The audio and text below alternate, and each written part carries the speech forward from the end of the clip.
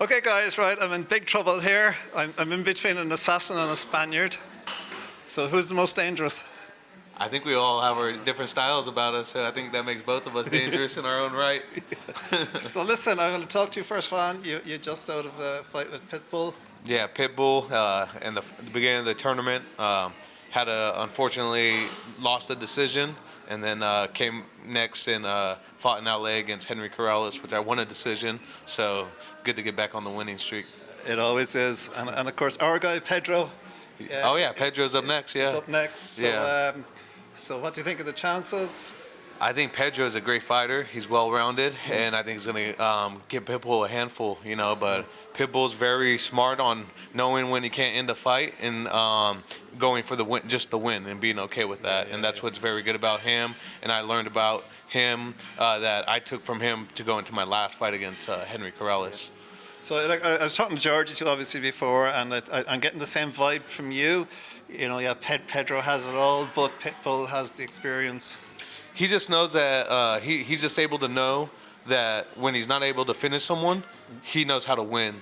And that's something that we had in our fight, where I wanted to finish a fight. I wanted to prove a lot of the doubters wrong, and I misplaced myself on winning the fight. And then, so I think Pedro's going to look to do the same, look to finish the fight, look to try to knock him out or look to submit him, and that might cause a problem for him. And Pitbull's going to be able to find a way to win. And unless Pedro makes that adjustment and goes win for win and slowly starts to attack on winning the fight first and letting the finish happen. Right, but are you looking forward to this fight, Jeff? Oh yeah, that's gonna. I was looking forward to the night I fought with Darian Caldwell and Borix. It was a great fight, and then they also have the other semifinals with Emmanuel Sanchez and Daniel Weichel, and that's going to be a great fight as well. So a night with two great fights on there is going to be awesome. Yeah. And just from our point of view over here, of course, we don't see what's happening over in the States. I'll get back to you. Don't worry. No. We obviously, I've spoken to Pedro a lot. Yeah. And we're aware of his mindset and his confidence, which is scary. Right. And his work rate. But is he actually starting to get known in the States now? Would that be a fair comment, or is that just what? Yeah. I mean, people know about him, and he fights for Bellator. He's in the tournament, so the tournament was a huge marquee marketing deal for the States to bring everyone's name out there and show how packed the 145-pound division is, and that everyone's confident no matter what. You could just flip a coin and you could put Georgie, myself, or Henry Corrales, or any of those other guys that lost and Campos back into the tournament, and still be a coin toss to see who's going to win the tournament. Like, that's how much confidence we all have in ourselves, Yeah. Actually, that could be like one of these reality TV shows. Like they could do it, like where they sneak in somebody like later on, Yeah. And now look who's back. Yes, exactly. And that's the thing. That's why Henry and I fought, was to try to make sure we secured our alternate spot. And it was a fight that was right away that made happen to secure an alternate spot just in case someone had gotten hurt.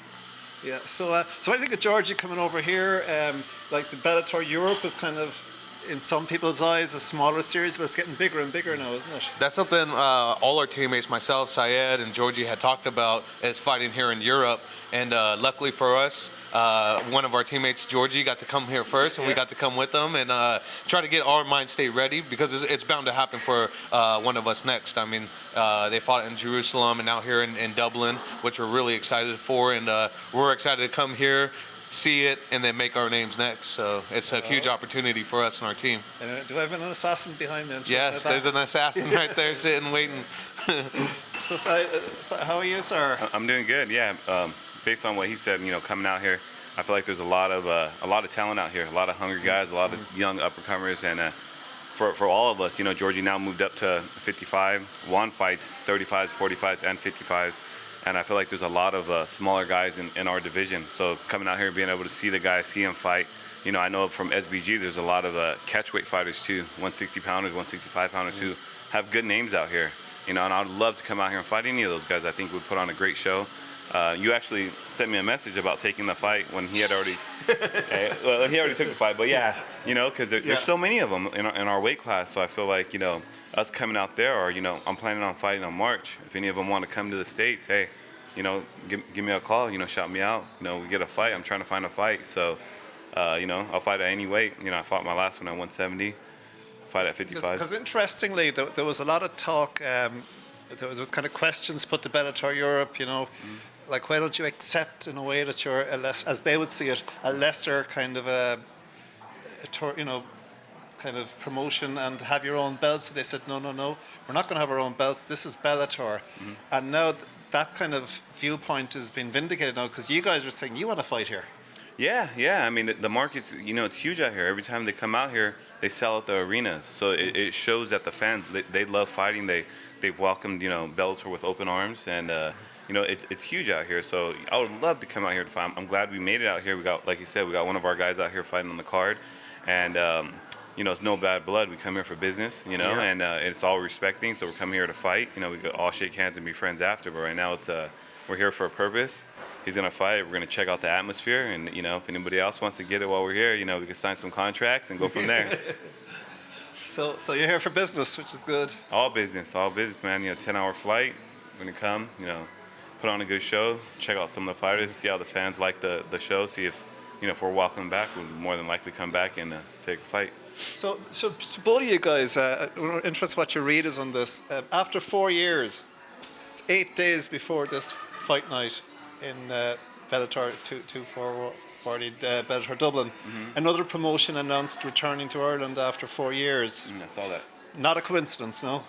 I don't think so. I think they see all the success that Bellator is having when they come here. So they're like, hey, why aren't we there as well? And you're gonna go where the money is at the end of the day. And the fight is getting so huge over here that why not? Why not come over here and give the fans what they want? The fans want to see fights. But I think that's a feather in the cap of Bellator, actually. Oh, definitely. Most definitely it is. Because Bellator's been out here, I think it's the 4th, 5th time maybe, right? Yeah. Yeah, at least, yeah. So, and you agree? Yeah, absolutely. I mean, they run such a huge. They're a lot more worldwide and go to a lot places, so they try to fill up the calendar. And when it's filled up, it's filled up. But Bellator makes sure that they stick to their top cities that show them love and they're faithful, and they and they go and put on shows. They put their best fighters on the cities that they want to promote and keep growing in.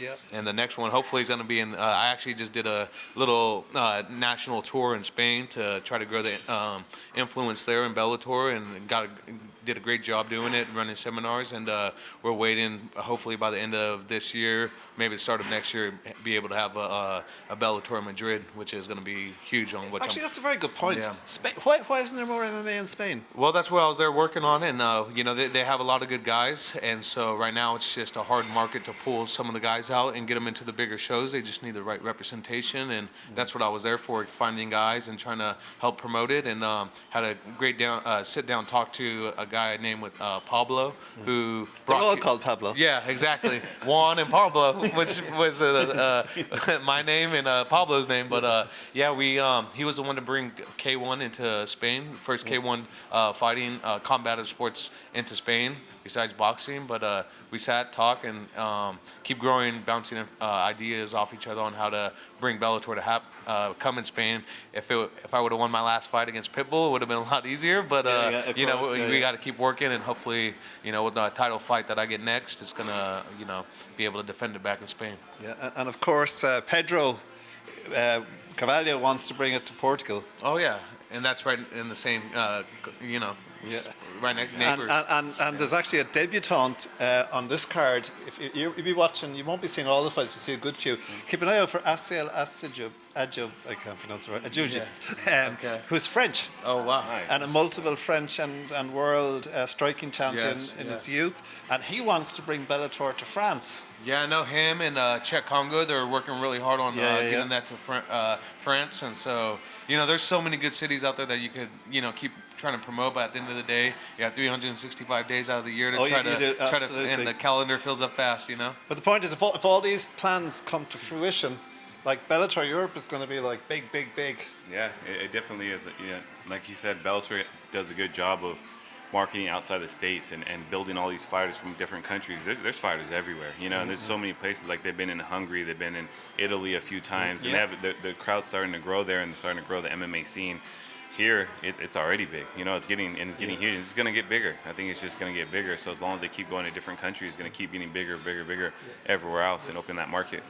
And again, for both of you, I don't know if you saw it, there was an interview in MMA Fighting with the great Pete Carroll, who you know, and James Gallagher was on. He was talking about in Bellator, you need to be a company man, in the sense that you need to promote yourself and the promotion outside the cage, and I can see you guys are talking as much about Bellator as about yourselves, and is that the same over in the States? Because I mean, I think Scott Coker's a great guy actually. Yeah, I think it makes you want to do it. I mean, because he's all about the fighter, and when the fighter is a self-promoter, they're also going to promote what they're fighting for, what they believe in, or why, their job. And our job right now is to fight at Bellator, and that's where our paychecks come from. So, and we're all happy fighting for Bellator. We get great relationships, we stay active, and we keep driving forward. So it's a win-win instead of just a one-sided trick pony, So that's what's good for me, at least. Yeah, absolutely. So anyway, last words. What's next for you? I'm looking to fight in May. I don't have an opponent yet, so I know they're trying to match me up with someone. So back in California, they're having a show in May, so I'm just getting ready for that. So whoever comes along, just sign the contract, and I'll have a fight. So you never know. You might even spot someone over here. You never know. I mean, I'm not one to call certain people out. It never really works out for me. I never really get the fights I want. But if anybody calls me out, I'll always sign that contract. So basically, any lightweights? Any lightweight, any catch weight. I like the 165-pound division, 160-pound. I think Bellator is doing good at letting guys fight at catch weights, which is awesome because, it opens up, so people don't have to cut too much weight and kill themselves. So, I'm looking to stay around those weight classes. So, guys, you heard it here first. Anyone wants to go over into Saad's backyard? Yeah, come have some fun, and I'll come come over and get punched in the face? Yeah, why not? We get paid for it. Get paid for it. Yep. Hit up Bellator, hit up the matchmakers. And next for you, Juan. Next for me is going to be the 135 title fight. So we're right now looking for an opponent, and we'll be cutting down and they're going to get a date together, and then they'll get an opponent together and be the 135 title. Are you going to be watching Franz Malambo? Yeah, I'm going to be watching all of them. I'll be there watching all of them. Is he's the one fighting? What's his name? Bendejas? No, that's he's fighting Bendejas. Ricky Bendejas. Yeah. And I fought Bendejas and beat him already in LA. So it's going to show, a lot, and Patchy Mix as well. Choked out Bendejas in like 30 seconds or something. So that could be a possible matchup. But yeah, I'm looking forward to the 35ers because they're bringing a lot of guys in, and I talked to Kogan earlier, and he said they bring nothing but killers in for 35s and let them kill each other and sit back and enjoy it. So Franz is another one that we call our own, by the way, even though South African. But if he has a big performance against Ricky, maybe slightly in the mix, not necessarily a front runner, but you think about him. Yeah, I mean, once he gets more fights under his belt, I know, Ricky's undefeated there. I mean, Patchy Mix is undefeated at 135, and I beaten Dudu Dantes and took out Ricky Bendejas after he beat up Gallagher, and so that put me in the mix. But unfortunately, Caldwell fought Horiguchi, and I was supposed to have the title fight, and then he lost, and so Horiguchi had the immediate rematch, and then and so I got left fighting Dudu Dantes and knocked him out, and was getting ready to drop down to 35 for Horiguchi, but they gave me the title fight at 145 instead. So, I couldn't complain, I'll fight at I'm the type of guy that fights at any weight class, can make any weight class. Just give me a heads up and let me know. And again, that's being a company man, you want to that's being self-promoter, right? That's being able to take any, not so much a company man, it's being marketable for yourself, exactly. Being able to fight multiple weight classes, which I've proven I had 4 titles in 4 different weight classes, and so I've lived it, I've done it, and I can back it up. Anyway, listen, guys, hope you enjoy the rest of the week in Dublin, and hope you enjoy Saturday night. So for Jerry KO, the Assassin, and the Spaniard. Yeah, thank you. Thank you, guys. Really appreciate it.